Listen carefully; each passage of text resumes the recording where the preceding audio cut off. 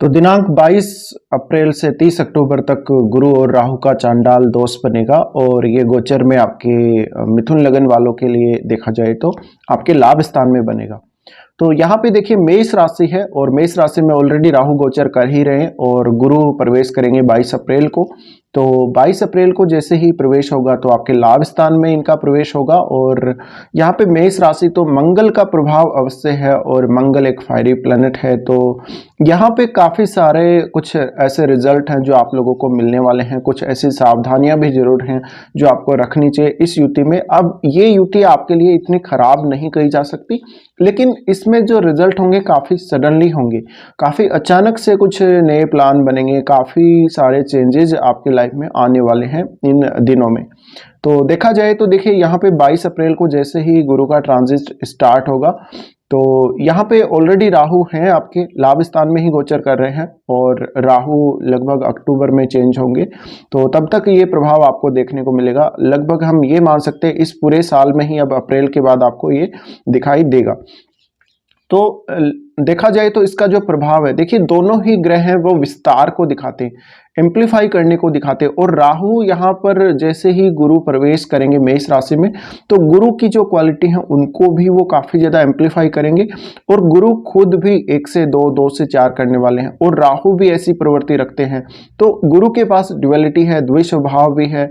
और राहु जो कि राहु यहाँ पे ऑलरेडी हैं तो वो अपना काम कर ही रहे हैं, लेकिन जैसे ही गुरु उनके संपर्क में आएंगे तो गुरु का भी विस्तार होगा।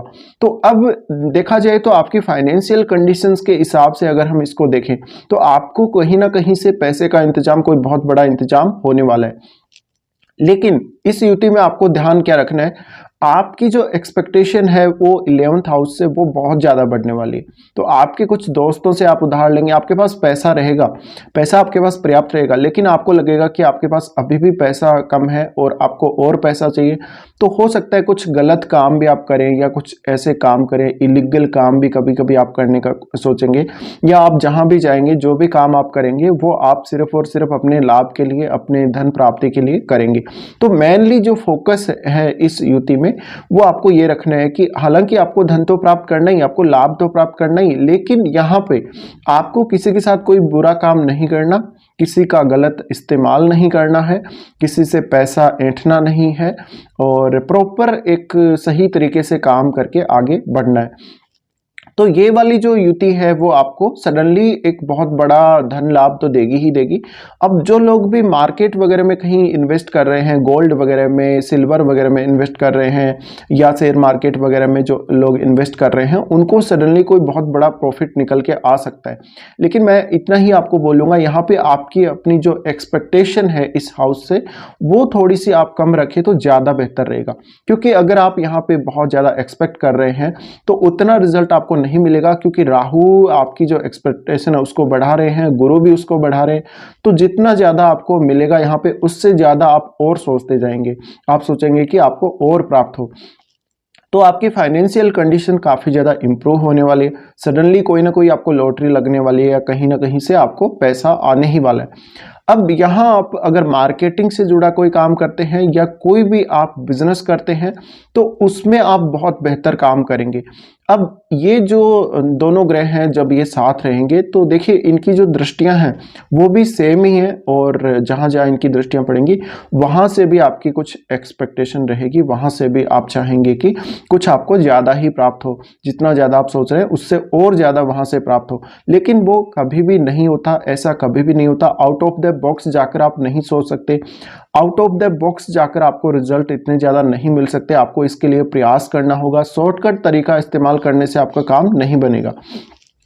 तो आपको ये ध्यान रखना है कि आपको अपनी मेहनत के बल पे सब कुछ करना है, शॉर्टकट तरीकों का इस्तेमाल कम से कम करना है और आपको किसी को बेवकूफ़ बनाना और उससे पैसे लेना और किसी को कुछ गलत रास्ता दिखाना, किसी को एडवाइस सही नहीं देना, इस प्रकार के कामों से बचना चाहिए।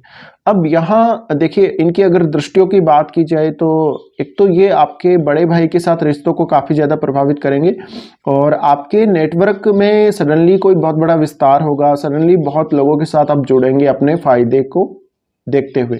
अब यहाँ सबसे पहले इनकी जो दृष्टि पड़ेगी आपके थर्ड हाउस पे पड़ेगी।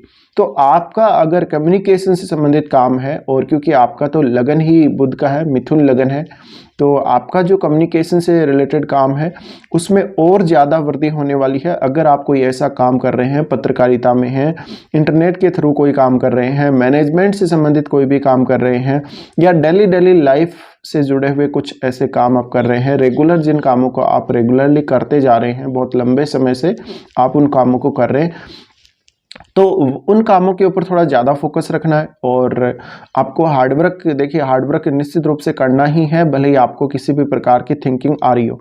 अब ये यूटी में जब थर्ड हाउस पे दृष्टि पड़ेगी तो आपके अपने भाई बहनों, पड़ोसी, रिश्तेदारों के साथ जो संपर्क है काफ़ी अच्छे होंगे और भी वो स्ट्रॉन्ग होंगे, लेकिन आपको उनसे कोई बहुत ज़्यादा ऐसी इच्छाएं नहीं रखनी है जो आपकी पूरी नहीं हो सकती। इसके अलावा आपको थोड़ी मेहनत करनी है, प्रॉपर तरीके से किसी भी काम को प्लान किए बिना कोई भी आपको ऐसा काम नहीं करना जिसके आप प्रॉपर प्लानिंग नहीं कर पा रहे। अब यहाँ जो दृष्टि पड़े तीसरे भाव पे, उसकी वजह से थोड़ा ज़्यादा आपको एक्टिव रहना पड़ेगा, थोड़ा ज़्यादा आपको चंचल दिमाग वाला रहना पड़ेगा, थोड़ा सा माइंड के ऊपर फोकस ज़्यादा रखिएगा। और अगर आप किसी भी काम को लेके कंसंट्रेट नहीं कर पा रहे अपने आप को, तो थोड़ा सा ध्यान या साधना कर सकते हैं।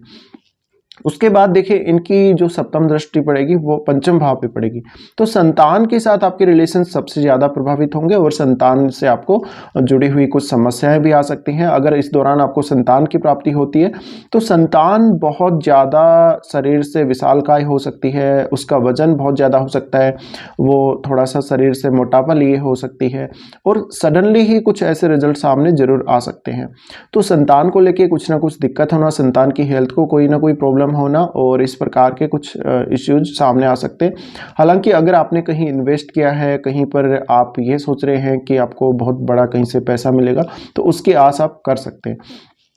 इसके अलावा देखिए ये जो युति है वो आपको कहीं ना कहीं संतुष्टि थोड़ी कम देगी। तो जिनके भी किसी से कोई प्रेम संबंध है, प्रेम संबंधों को लेकर ये युति आपको थोड़ा और ज़्यादा आगे बढ़ाएगी। तो आपका अगर किसी एक से प्रेम संबंध है, आप सोचेंगे कि किसी एक और से भी हो जाए, फिर उसके बाद आप सोचेंगे कि किसी और से भी हो जाए। तो इस प्रकार से आपका जो मन है वो भरेगा नहीं, और बार बार आप ऐसे कुछ सोचते चले जाएंगे, तो इससे आपको काफ़ी नुकसान भी हो सकता है। उसके बाद लास्ट में जाके आपको थोड़ा फ्रस्ट्रेशन भी महसूस हो सकता है। तो आपको चाहिए कि एक प्रॉपर एक लिमिट में काम करें, और जितना आप कर सकते हैं उतना ही करें। जितना आप आउट ऑफ द बॉक्स जाके काम करेंगे उतना ही आपको फ्रस्ट्रेशन ज़्यादा होगी लास्ट में, और जो आपको रिजल्ट मिलेंगे उससे आपको संतुष्टि नहीं होगी। इसी तरह से जो स्टूडेंट्स हैं वो कुछ अपना प्लान कर रहे थे एजुकेशन वगैरह के लिए, कॉलेज या स्कूल के लिए, तो उनके प्लान में अचानक से कुछ ना कुछ परिवर्तन आ सकते हैं। जैसे कि हो सकता है आप पहले किसी और स्कूल या कॉलेज में एडमिशन लेने के लिए देख रहे थे, लेकिन जैसे ही जुपिटर प्रवेश करेंगे तो आपको लगेगा कि आपका जो डिसीजन है वो गलत था, और अब आपको किसी दूसरे स्कूल या कॉलेज में एडमिशन लेना चाहिए। इसी तरह से आपने आर्ट्स चूज किया था, साइंस या कॉमर्स या और कुछ आपने चूज किया था करियर के लिए, तो आप उसको भी बदलने वाले, तो एक सडनली एक यू टर्न आप यहाँ ले सकते हैं।